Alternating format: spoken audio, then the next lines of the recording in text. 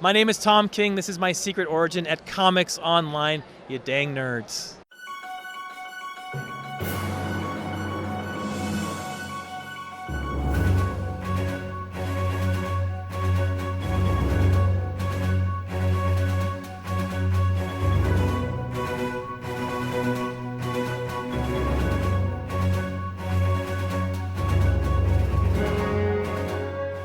Well, thank you for once again spending more time with me at C2E2. So sorry we're going for round two, but I really do appreciate the flexibility. I will do anything for you guys. You know, I love your website. I love how much you support everything I do. It means the absolute world to me. So whatever you need, man, I'm here for you. I appreciate it. Well, let's start off with your secret origin. We're doing our 25th anniversary special series for Comics Online, celebrating the secret origins of those who work in the industry. So I'd love to hear how you found yourself working in the world of comics. I always wanted to be a comic book writer. I interned at Marvel and DC when I was in college. And I actually left Marvel with a gig. I was going to write Black Knight, and then the entire industry collapsed. Marvel declared bankruptcy, and the editor-in-chief of Marvel called me and said, "Comics are dead, kid. Good luck." And so at that point, I went off to become a lawyer. And at that point, some guys flew some planes into where they shouldn't go, and I joined the CIA to try to help. And I did that for a bunch of years until I had my first kid. My father sort of wasn't there when I was growing up, so I didn't kind of want to be. I was a war zone specialist, so I was overseas kind of places you couldn't bring a family. And so I didn't want to do that with my kid growing up, so I said I'm going to try to get my first thing I ever want to do. So at the age of 30, I tried to start all over, and I became a full-time. This is a long story. I'm sorry. It's a good story. I'm going fast. Long story's good. Long story's good. Take your time. I went on leave I left the CIA and became a full-time stay-at-home dad, and changed diapers for 2 years. First with one kid, then we had another one very quickly. And while I changed diapers during the day, I wrote every day between midnight and 3 in the morning. And then after 2 years, I had a book that Simon & Schuster published. That was A Once Crowded Sky. And I used that book as a calling card thanks to the efforts of Cliff Chang, who really helped me out very early in my career. And that got me one little gig at Vertigo, and I built the rest since. Well, one of the things I've been really loving about your stories is the fact that we're getting to explore the next generation of DC's heroes through Trinity. And it's been wonderful watching her journey and the non-linear storytelling you've done with her to bounce back and forth, but just her interactions with John and Damian have been some of my personal favorite moments from your stories. Thank you. They're my favorites too. I love writing those. I feel like everyone says write for yourself. When I'm writing those, I'm just writing for me because I just have so much fun doing them. And I'm writing for my kids. These are the comics, of all the comics I have, these are the comics my kids like. I'm super excited about it. Belen Ortega has a way of drawing that just appeals to everyone from the age of 5 to 95. It's just brilliant how she draws. And that's why we're launching a Trinity book, which is, this is very nerdy, but for people who have been following Wonder Woman for a long time, famously Wonder Woman used to have 3 timelines, the Bob Kanigher Wonder Woman, and there was a little baby Wonder Woman, a teenage Wonder Woman, and Wonder Woman. And we've created the same for Trinity. We've created a kid Trinity, a teenage Trinity, and an older one. And this series is going to feature all 3 getting together to travel through time to find a bunch of lost corgis, which is the most absurd sentence I've ever said. And yet this is one of the best books I've ever done. You said it was Crisis on Infinite Corgis, right? So every issue takes place at a different, a big point in DC continuity. So the first one is Crisis on Infinite Corgis. The second one is they go back to right before Jason died. So it's called a Corgi in the Family. Then we do little George Perez, a trip to Wonder Woman continuity, and it's called Gods and Corgis. And then we go to a little event called the Batman Wedding that I was involved in, and so we'll be revisiting that, except this time with Corgis and Trinity. Yeah. I mean, that's what we all want. Yeah. I couldn't be more proud of this book. It's funny and silly, and yet it's heartbreaking and heartwarming and very emotional. There are aspects of Mr. Miracle in it.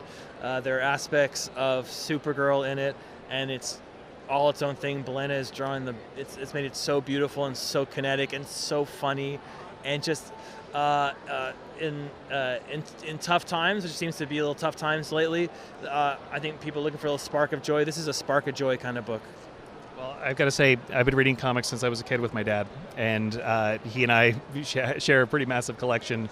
But one of my favorite things is getting to share a book with him, and Wonder Woman is one that I'd recommended that he check out, and now he's devouring it. Oh, awesome! Every month it comes out. That means the absolute world to me. Yeah, that's when you can. I was sitting here and we're obviously at C2E2, and Wendy Penny came by. For people who don't know, she did ElfQuest. And when I was a kid, I was such a huge ElfQuest stan. Like, I just thought that was the best book ever, and still do. I think it's deep. And when my kids were little, I took my old ElfQuest off the shelf, and obviously ElfQuest, some of them mature. They weren't that little. Like when they were 12 and 13, I took it off the shelf, and I was like, let's read ElfQuest together like I did when I was a kid. And they just loved it. And we just read these books together, like just out loud. It was amazing, yeah. Well, it feels like the renaissance of comics right now, or a new renaissance really coming to the forefront. DC renaissance. DC's work has been absolutely stunning over the last few years. What do you think it is right now about these characters and these stories that are really resonating so much with the fans? I think it is the incredible creative talent. I think in times of uncertainty, people. I know just based on myself, in times of uncertainty, people go to the things that make them both comfortable and excited, and then they use the things that comfort to explore their times. I think a lot of people, including myself, get comfort out of comics, and it's almost a safe harbor in a storm, and I feel that. Now that's like one of those, like, it's better to be lucky than good, but you better be good. But if you're lucky, you better be good. It's like, yes, they're seeking safe harbor. We have to give them product that's amazing, and that's what we're getting them. And of course, on the DC side, we have sort of this James Gunn revolution that's hitting us, and I've obviously been involved in that since the beginning. And I just, it feels like 2008 with Iron Man or whenever. Yeah, we have the chance to create something special and an energy, that's really high, and I feel all that throughout comics. One of the questions that we talked about before was the idea of legacy. And my question to you is, if one story, if one book could withstand the test of time of your work, what would it be and why? I think to me it's going to be Supergirl. I think that's going to be... I think Mr. Miracle might be the best thing. Vision was the first phenomenon. Strange Adventures it's super crazy. Supergirl is the book. I've written a lot of books, and they go to really wide audiences.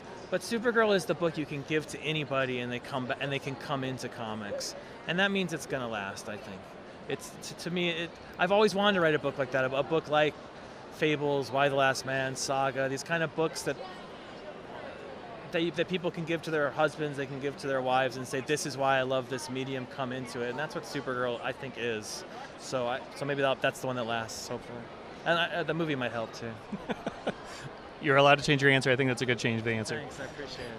So, last question for you. You had shared a little bit about what you were reading yesterday, what you were excited about within comics. What are the first titles that come to mind that you're leading into right now? Yeah, I said this yesterday. I'll say it again. And not just because I hung out with Jason last night, but I just read Jason Aaron's Batman Goes into Space book, which I think somehow flew under the radar, but I thought it was just absolutely stellar, to have a bad pun. It's an amazing, one of the best Batman stories I've read in a long time. It's such a cool premise. The idea that an alien lands in Gotham and beats Batman up, and so Batman's like, I have to learn how to fight aliens. So he launches into space to learn the secret of beating up aliens, and it goes from there. It just goes cosmic, and Alex Raymond, and it's absolutely wonderful. So yeah, that's the book that blew me away recently. I also just read Bendis' new memoir, which I really enjoyed, about his time in Hollywood, being in Hollywood myself and comics. It's very true to what it's like to break into comics and the love of comics that are in that. I think that's an incredible book. And I don't know. I've been reading Grant Morrison's X-Men lately, which has been blowing away. So yeah, I like that too. But yeah, those are three books I've been working on. Those are three good ones to be leaning into. But I'm in like a Grant Morrison reread. I recently reread his Animal Man and just loved it. So, and then I read We Three, which I'd never read because I've been scared of it because of the animal stuff. But I felt bad because I keep pitching Animal Pound to people, and I'm like, I can't tell them to read this book that's, Animal Pound is a tough read, and I was like, without taking a tough read myself. So I tried to put my money where my mouth is and read We Three, and I loved it. My God, Frank Quietly is a brilliant. What are you going to do? But yeah, that book's also amazing. And lastly, Tom, thank you again for allowing me to join the fun, because it is truly an honor to have my quote on the front of Volume 3 of Wonder Woman with Fury. It's an honor to have earned that quote. It really is. It means a lot to me. You're the best. Appreciate Thank you. you.